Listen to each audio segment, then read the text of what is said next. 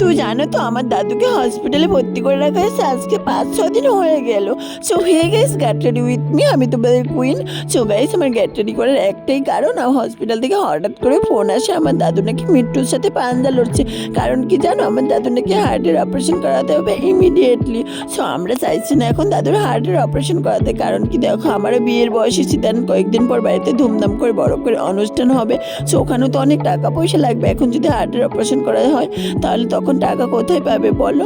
So তার জন্য এখানে গেট রেডি উইথ মি করছি। ফার্স্টে পরেছি একটা টপ, তারপর পরেছি একটা বেগ জিন্স, তারপর ওয়াশ কোট পরেছি, দেন দেখো এখানে আইলাইনার মাস্কারা করে নিছি, দেন লিপস্টিক তো পরতে হবে গায়ে, যেহেতু আমি হসপিটালে যাচ্ছি। আমাকে কত কিউট লাগছে না। সো আমার যাওয়ার ইচ্ছে ছিল না, সো সবাই বলে দাদুকে শেষ দেখা দেখে, তার জন্য দাদুকে দেখতে যাচ্ছি গাইস। সো দেখো একটা ব্ল্যাক কালার টিপ পরেছি, টিপ পরে আমাকে কত কিউট লাগছে। ওদিকে কিন্তু আমার অনেক টেনশন হচ্ছে দাদুর কি হবে না হবে গাইস। সো দেখো কানে দুল পরেছি, কানে দুল পরেও কিন্তু অনেক কিউট লাগছে আমাকে। দেন দেখো নাকে একটা নথ পরে নিয়েছি, কত কিউট আমি গাইস। দেন দেখো হেয়ার স্টাইল তো করতেই হবে বলো। সো হেয়ার স্টাইল করা কমপ্লিট আমার, কত কিউটি আমি গাইস। তুমি বলো না বলো, আমি কিন্তু অনেক কিউট ন্যাচারালি গাইস। সো তারপর দেখো এখানে একটা ঘড়ি পরেছি, ঘড়ি না পরলে কি হয় বলো, মডার্ন মডার্ন না দেখালে কি হবে। সো তারপর দেখো পিঙ্ক কালার চটি পরে নিচ্ছি, চটি না পরলে কি হবে গাইস। সো তারপর দেখো এখানে কয়েকটা ছবি তুলে নিচ্ছি, ছবিতে তুলতে হবে, এগুলো স্মৃতি হিসাবে রয়ে যাবে না। সো তারপর দেখো এখানে পারফিউম ইউজ করছি, পারফিউম না ইউজ করলে কি হয় বলো।